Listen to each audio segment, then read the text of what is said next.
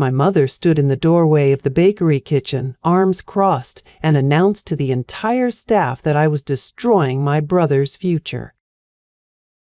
She said it loud enough for the customers to hear. I was kneading dough. The same dough I had been making since I was 12 years old, standing on a step stool next to my grandmother. My hands kept working. Did you hear me, Sarah? I heard her. Everyone in Sweet Sarah's heard her. Tanya froze, mid-scoop, a dusting of flour hanging in the air. 2 customers at the counter turned their heads. My mother loved an audience. I wiped my hands on my apron and looked at her. I heard you, Mom. Then say something. I didn't say something. I asked a question instead.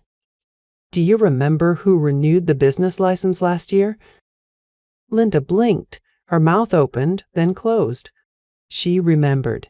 I saw it flicker across her face, that moment of uncertainty she hated. My grandmother had left the building to me. The business license renewal had my signature on it, not Derek's. Not hers. That's not the point, she said, recovering. The point is, you're closing on Sundays. Sundays. We've never closed on Sundays. Your grandmother never closed on Sundays. My grandmother died 10 years ago, I said. I've managed this bakery for a decade. I deserve 1 day off. Linda's voice went shrill. Derek needs this bakery. It's his inheritance. You're sabotaging him. Derek, 29 years old, unemployed, living rent-free in the apartment above the very bakery he supposedly inherited. He had never once woken up at 4 in the morning to proof the croissants. He had never scrubbed a single mixing bowl. If you're feeling this story, if you know what it's like to be the one holding everything together while someone else gets the credit, hit subscribe to Revenger. Trust me, it gets worse before it gets better. Derek's inheritance, I repeated. Yes. Your grandmother wanted this bakery to stay in the family. Amen. I didn't argue. I just nodded, turned back to my dough, and let the silence stretch. Linda stood there waiting for me to break. I didn't. She huffed and walked out, the little bell above the door chiming her departure. Tanya came up beside me. Girl, what was that about? I don't know, I said. But I'm going to find out. I finished my shift. I iced the cinnamon rolls. I bagged the sourdough loaves.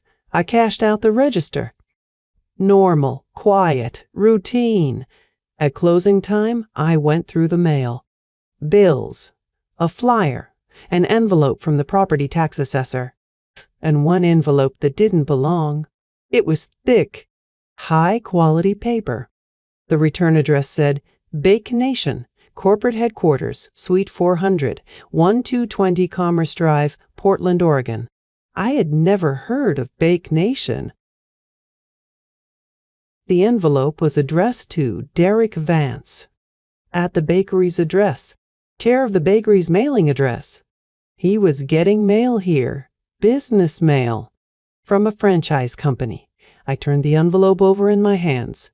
It was already opened. I slid out the contents.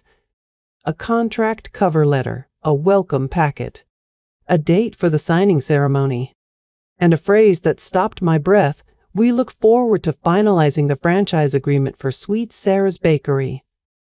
My bakery, my grandmother's name. Derek had signed a deal. Without me, using my bakery as the collateral. I set the letter down very carefully. I picked up my phone. I called Mr. Henderson. Harold. It's Sarah. I need to see you tomorrow, early. Everything all right? I don't know yet, I said, but I have a feeling I'm about to find out. I held the envelope in my hands. The return address said Bake Nation. I had never heard of them. But Derek had. I arrived at Mr. Henderson's office at 7:58 in the morning. 2 minutes early, the building was quiet, still holding the cold from the night before. His light was on. It was always on. I had known Harold Henderson my entire life. He was the one who taught me how to read a profit and loss statement when I was 22. He was the one who sat beside me at my grandmother's funeral and said nothing, just held the folder of paperwork she had left behind. He was 68. His hands were steady when he poured me a cup of coffee from the thermos on his desk. "You look like you found something," he said. "I found a franchise agreement." I set the envelope from Bake Nation on his desk. Derek signed it. Sweet Sarah's is listed as the asset being franchised. Mr. Henderson did not react. He put on his reading glasses, pulled the papers out, and read them slowly. The clock on his wall ticked. I counted 17 seconds before he set them down. "When was this signed?" "February 20th. I didn't know about it until yesterday." He removed his glasses and folded them. "And you called me because you want to know if he can do that." "Lass, he cannot." 3 words. That was all. No dramatic pause. No sigh of relief. Just the truth, clean and absolute. I waited for him to explain, and he did, the way he always did, in order, with dates and documents I could verify. "The building," he said, "is deeded to you. June 15th, 2014, signed by your grandmother, notarized, recorded with the county. Derek's name appears nowhere." I knew that much. What you may not have known is that you also own the trademark. Sweet. Sarah's was registered with the USPTO on August 22, 2015. You filed it. I have the certificate. I remembered that summer. I had spent 3 afternoons filling out forms at the public library because our internet was down. I had paid the filing fee out of my personal savings. Derek had been living upstairs, watching television. "And the recipes?" I asked. Mr. Henderson opened a drawer and pulled out a folder.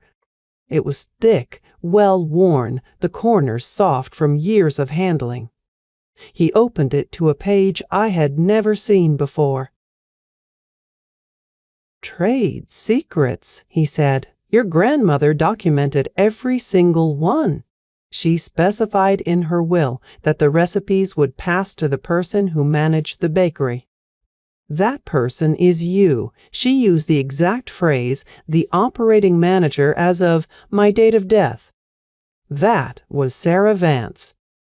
I sat back in my chair.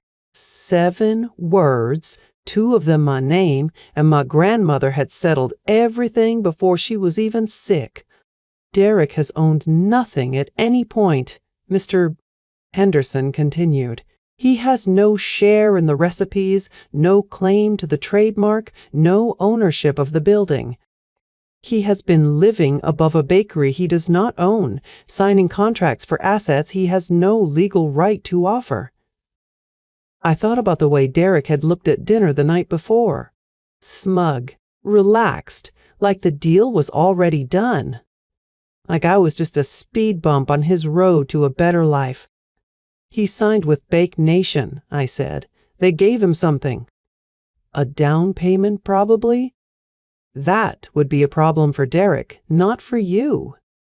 "How much of a problem?"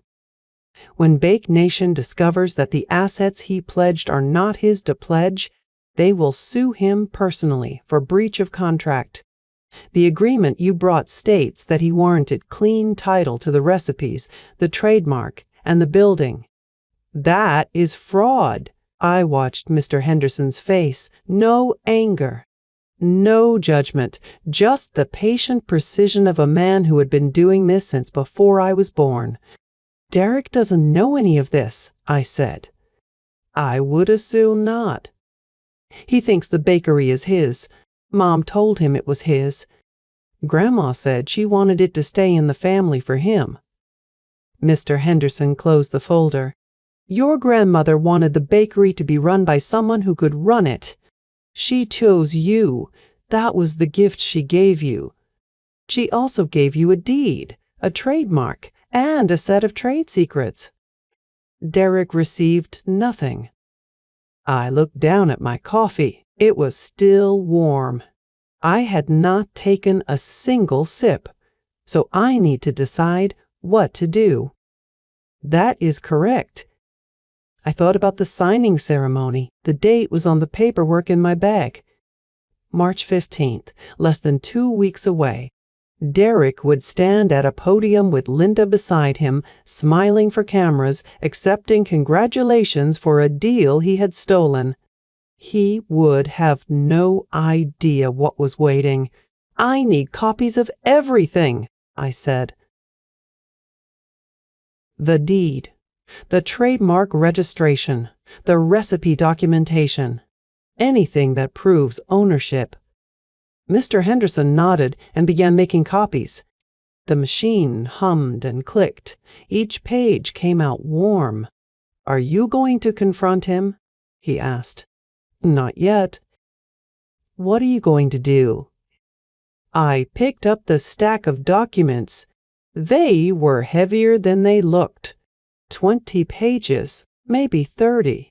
20 pages that contained a decade of my grandmother's trust and my brother's ruin. I'm going to let him plan the ceremony, I said. I'm going to let him invite the media. I'm going to let him believe he has won. Mr. Henderson handed me the originals. And then I slipped everything into my bag. The folder fit perfectly, like it had been waiting for this moment. Then I'll show up. I thanked him and stood. He walked me to the door, the same way he had walked my grandmother out 100 times. Sarah, he said. I turned. Your grandmother knew. She knew what she was doing when she left you everything. I nodded. I know. I walked to my car in the cold March air. The sun was up now, thin and pale through the trees. I sat in the driver's seat for a moment with the folder on my lap. I had the recipes. I had the trademark. I had the building. Derek had a contract he could not fulfill and a mother who believed he could do no wrong. I put the key in the ignition.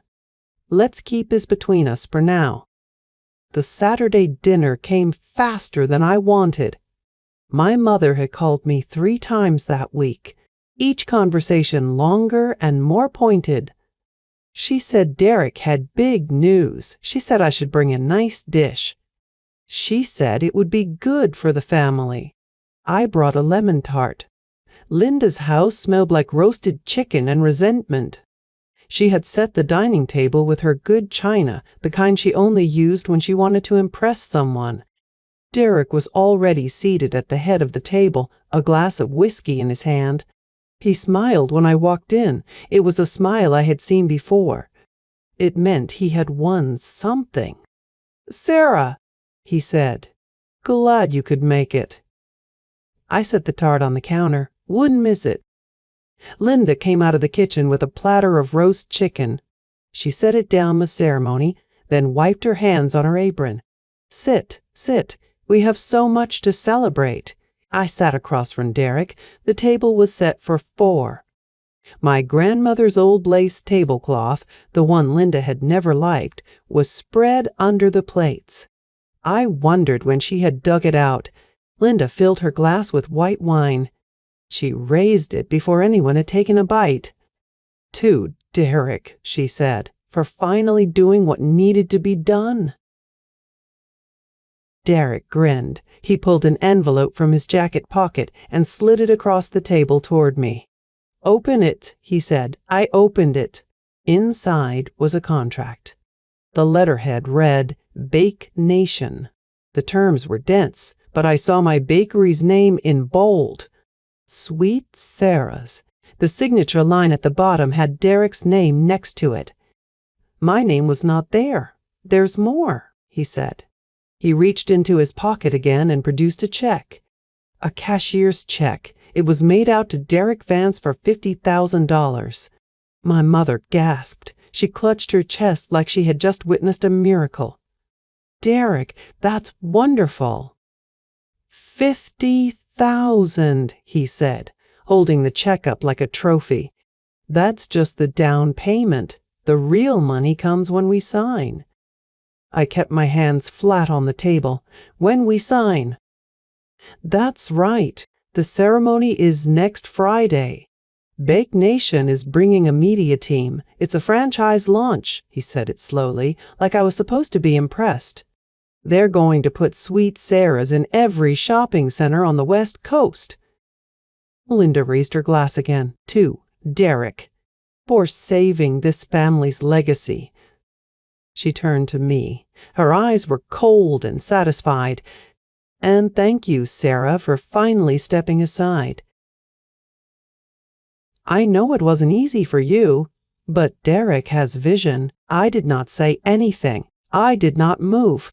I let the silence sit. Derek took a long drink of his whiskey. I'll need access to the recipe book by Wednesday. The franchise company wants to start production samples. And the trademark needs to be transferred before the ceremony. The trademark, I said. Yeah, the trademark. And the recipes. He waved his hand like it was nothing. The lawyers will handle the paperwork. I just need your signature. Linda reached over and patted my hand. Her fingers were cold. This is best for everyone, Sarah. You've worked so hard. Now you can rest. I pulled my hand away gently. I'll think about it. There's nothing to think about, Derek said. His voice had an edge now. The deal is done. You just need to show up and hand over the documents. I looked at the check. $50,000. Derek's name, not the bakery's, not mine. I wondered what he planned to do with it. I'll be there Friday, I said. Linda smiled. That's my girl. The dinner continued. Linda talked about her bridge club and how impressed everyone would be when they heard about the franchise. Derek talked about the car he was going to buy. I ate my chicken in small bites and nodded when appropriate. I left at 9. I told them I had an early morning. Derek did not walk me to the door. He was too busy on his phone. I got in my car and checked my phone. There was a voicemail from a number I did not recognize. I played it. This message is for Sarah Vance. My name is Robert Kim. I am legal counsel for Derek Vance in the Bake Nation acquisition. I am writing to formally request the handover of the Sweet Sarah's recipe book, all trade secret documentation, and the trademark registration number by Friday, March 15th at 5 p.m. If you fail to comply, we will be forced to pursue legal action. The voicemail ended. No pleasantries, no pleas. Just a deadline and the threat. I saved the recording. I opened my email and attached it to a message addressed to Mr.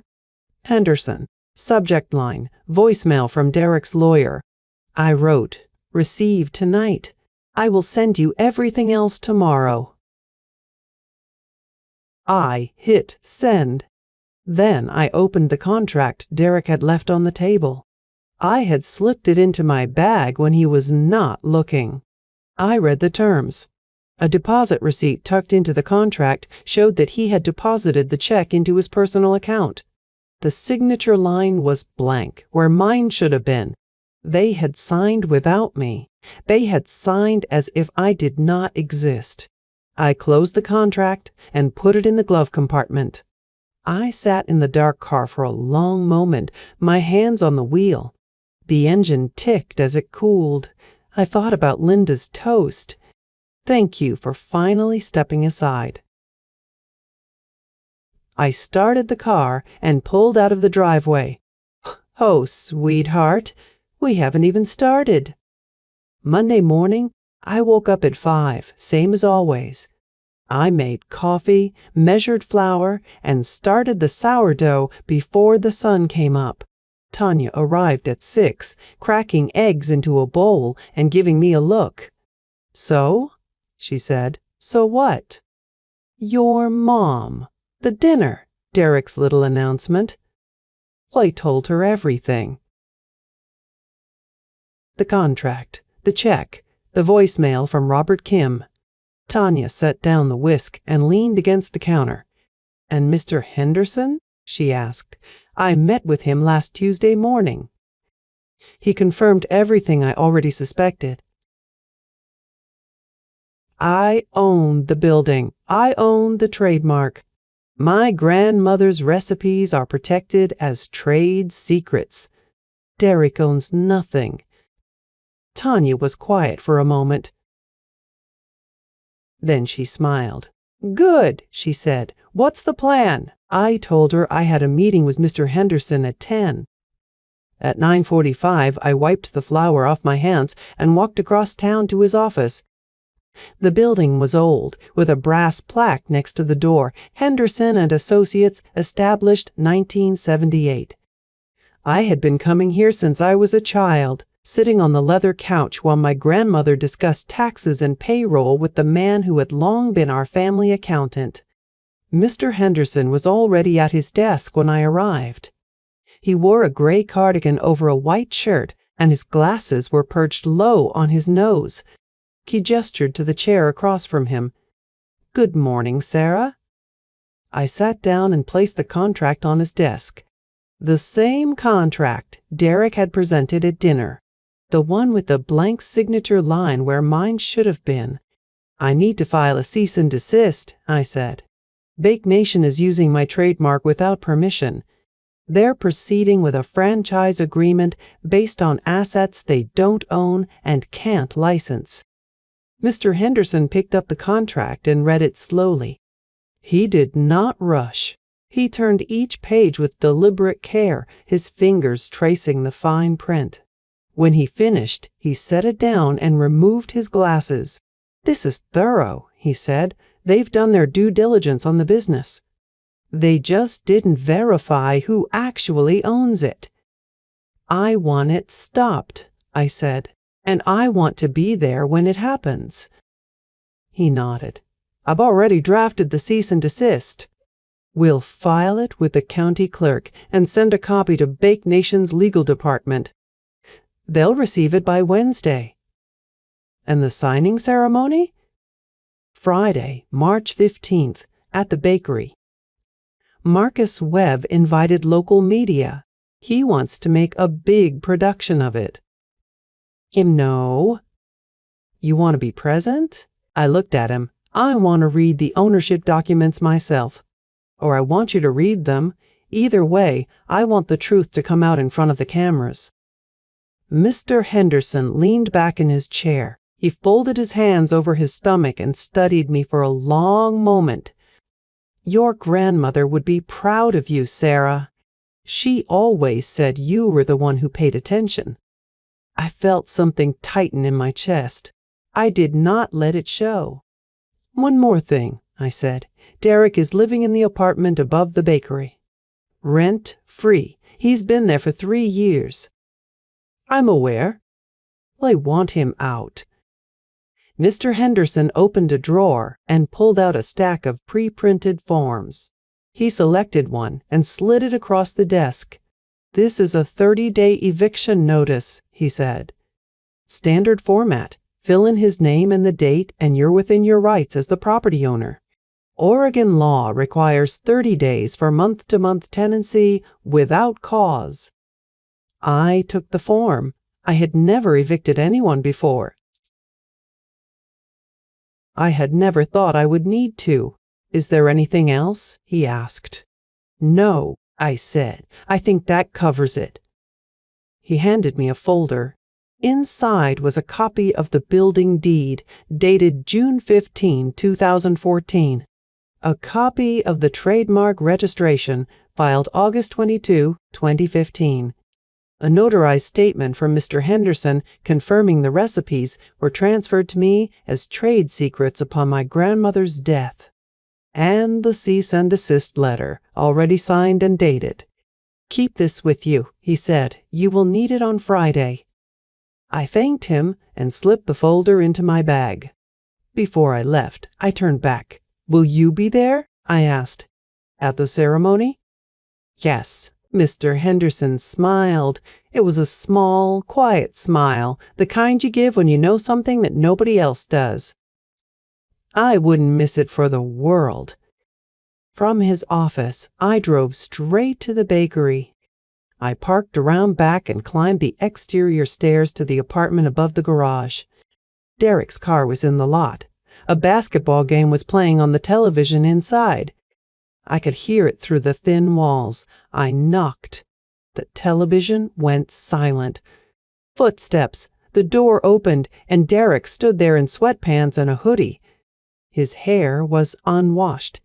He looked at me with the casual contempt of someone who had already won. "Sarah," he said, "what do you want?" I held out the eviction notice. "You have 30 days, I said. He took the paper and read it. I watched the color drain from his face. His mouth opened, but no sound came out. "You can't do this," he said finally. Mom has no legal interest in this property, Derek." "I do. The deed is in my name.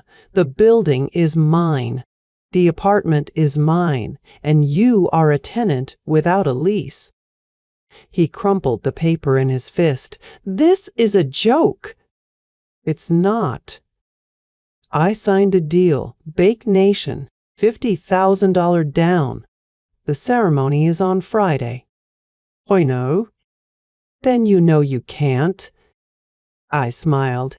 It was a cool, flat smile, the kind that does not reach the eyes. "See you at the ceremony," I said. I turned around and walked back down the stairs. Behind me, I heard Derek slam the door. The television came back on, louder than before. I did not look back. I drove home, took a shower, and changed into clean clothes. Then I called Tanya and told her to expect a quiet week. We had a lot of baking to do before Friday. Friday, March 15th, 2024, 7:58 in the morning. 2 minutes early. I parked my car 2 blocks from the bakery and walked. I wanted to see it from a distance. The banner hung across the front window. "Sweet Sarah's joins the Bake Nation family," red and gold letters. A photographer stood on the sidewalk, checking his camera. A reporter from the local paper held a notepad. Marcus Webb stood by the door in a sharp blue suit, shaking hands with anyone who passed. I walked through the side entrance. Tanya was in the kitchen, rolling dough. She looked up and nodded. No words. We had said everything we needed to say on Wednesday. The main room had been rearranged. A podium stood near the display case. Chairs were set in rows. About 30 people had gathered. Customers, neighbors, Linda's friends from her bridge club. Linda herself sat in the front row, wearing a pink blouse and a smile so wide it looked painful. Derek stood at the podium, shifting his weight from foot to foot. He wore a new jacket. It did not fit well. He kept tugging at the collar.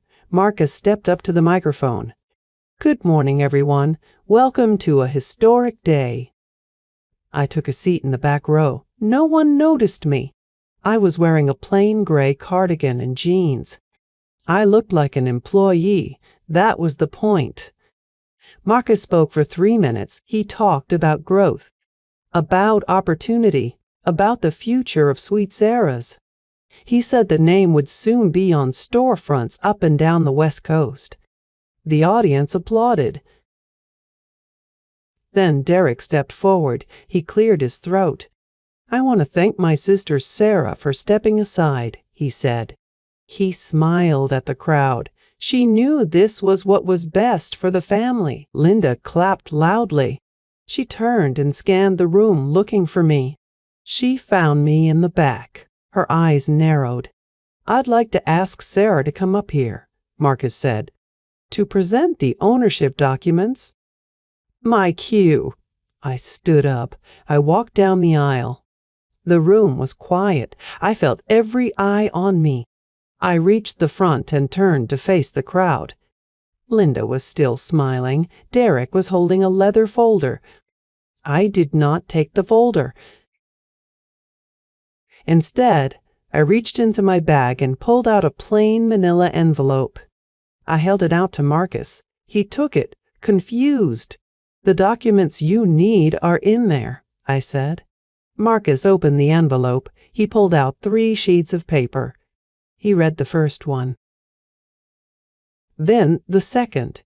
His face changed. The salesman's smile froze and then crumbled. "Hold on," he said. "Hold on."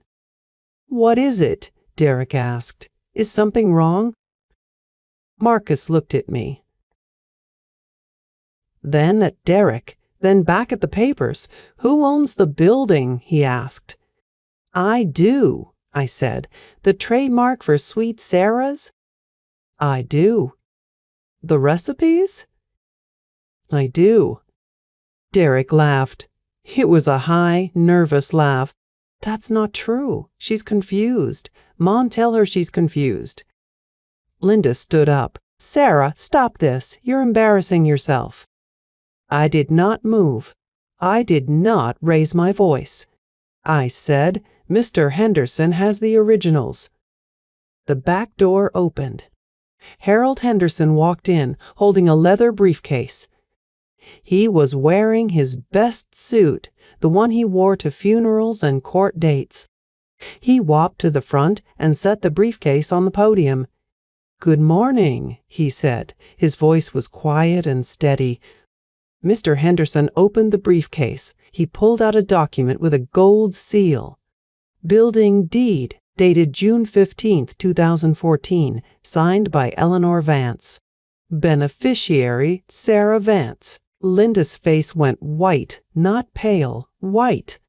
Mr. Henderson pulled out another sheet. "Trademark registration, filed August 22, 2015, with the United States Patent and Trademark Office. Owner, Sarah Vance." Derek stopped laughing. Marcus set the papers down. He turned to Derek. "You told me you owned the assets. You signed a contract stating you had the authority to franchise." "I do," Derek said, his voice cracked. I will." "She'll sign it over." "No, I won't," I said. Marcus picked up his phone. "This deal is off," he said. "You committed fraud, Derek. Bait Nation will be in touch with our lawyers." The reporter was writing furiously. The photographer lifted his camera and took a picture of Derek, mouth open, face a shade of red I had never seen. Linda walked toward me. "Sarah, please, we can talk about this." "Let's go in the back." I did not look at her. Derek grabbed my arm. "You don't do this to family," he hissed. I looked at his hand on my sleeve. Then I looked at him. "Family," I said. "You signed a 40-page contract using my bakery without asking. You deposited my down payment into your personal account. You told your lawyer to threaten me. Do not talk to me about family." He let go. Marcus stepped to the microphone. "Ladies and gentlemen, the signing ceremony is canceled." I apologize for the confusion. The room erupted. People stood. Chairs scraped the floor. Linda was crying, heavy sobs. Her bridge club friends were already leaving. I stepped forward. I took the microphone from Marcus. "The bakery will remain independent," I said, "and I will be donating a portion of profits to a local women's business fund. $5,000 annually." The cameras flashed. I did not smile. I did not need to. Behind me, Derek tried to speak. Sound came out, but no words. He looked at Linda. She looked at the floor. Henderson closed his briefcase. He touched my shoulder. "Well done, Sarah." "Thank you," I said. I walked back through the crowd. People parted. Someone touched my arm. Someone said, "Good for you." I did not stop. Through the side door, down the hallway, into the kitchen. Tanya was standing at the counter with her arms crossed. She was crying and smiling at the same time. "You did it," she said. "No," I said. "The documents did it." I took off my cardigan and hung it on the hook. I reached for my apron. I had a bakery to run. Outside, I could hear Linda calling my name. I did not answer. I tied the apron strings and started mixing dough. "Bake Nation filed a lawsuit against your brother this morning, Mr. Hey," Henderson said. His voice was calm, deliberate, the way it always was. "For what?" "Breach of contract, fraud. They're seeking damages. The down payment, legal fees, reputational harm." He paused. "Derek's personal savings are gone. What he had left, every dollar, is tied up in the defense. It will wipe him out." I leaned against the counter. 45,000. That was the number I had heard somewhere, whispered like a ghost. Derek had lost his savings to the lawsuit. Every cent he had scraped together over the years. The 50,000 from Bake Nation was already spent. It did not exist anymore. "Thank you, Mr. Gauzen." I hung up and stood there in the quiet kitchen. The dough I had been kneading sat untouched. The yeast was still alive beneath my fingers, warm and breathing. Outside, I could hear the hum of the street. I did not feel victorious. I did not feel guilty either. I just felt tired. By noon, I had heard from 3 people in my mother's bridge club. Margaret from the hardware store called. Then Phyllis from the church. Then a woman I did not remember who introduced herself as Linda's partner in the weekly tournament. "Is it true?" each of them asked, "that your mother tried to take your bakery? That Derek signed the contract without your name?" I told them the same thing every time. "It is true. The documents are public record now. You can look them up." By dinner, the story had moved through the neighborhood like a cold front. Linda had been dropped from the bridge club. They sent the news by email, CC'd to all members. Someone forwarded me the thread. I read it while sitting on a stool in my kitchen. The words were carefully polite. One line stood out. "We prefer to maintain an atmosphere of trust and mutual respect." I put my phone down. I did not reply. The next evening, I was closing up when I heard footsteps on the porch. The bell rang at 4:47. Through the glass, I saw Linda standing there, purse clutched to her chest like armor. She looked smaller than I remembered, older. The lines around her mouth were deeper. She smiled, and it did not reach her eyes. I opened the door but stood in the frame. I did not step aside. "Sarah," she said, "we need to talk." "No," I said, "we don't. The bakery is my life. Your grandmother. The bakery is mine, Mom. You signed nothing. You built nothing. You showed up here 10 years after she died and decided I was just keeping the seat warm for Derek." She opened her mouth, closed it. For the first time I could remember, she had nothing to say. "I am banning you from the premises," I said. "Effective now. If you come on this property again, I will call the police." "You can't." "I can. This building is in my name. The business is in my name. The recipes are in my name. The only fraud was Derek's, and it cost him everything. Do not make the same mistake." She waited, maybe for an apology, maybe for an invitation. I gave her neither. I stepped back and closed the door. I watched through the glass as she turned away, her steps slow and heavy on the pavement. I did not cry. I went back to the kitchen and finished the paperwork for the Women's Business Fund donation. $5,000 a year, every year. The next morning, I posted a public statement on the bakery's website. Short, to the point. Sweet Sarah's would remain independent, locally owned, and closed on Sundays. I thanked the customers for their support and asked for privacy as the business moved forward. One paragraph read, "A bakery is built on trust, the same way a family is. When that trust is broken, only truth can restore it." I have chosen truth. The comments were supportive. Then the orders came in.